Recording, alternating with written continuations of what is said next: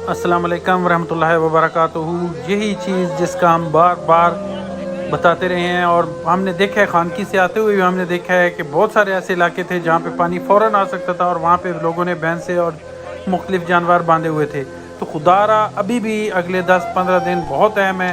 Avoid करें ऐसी मुसीबत से, ऐसी तकलीफ़ से, ख़ुद भी मुसीबत में, माली नुकसान भी हुआ और ये बेचारे जानवर भी इस टाइम पे पानी में बह रहे हैं। तो बहुत ज़्यादा एहतियात करें और अल्लाह की ज़ात ऐसी आफत से, ऐसे नुकसान से बचाए।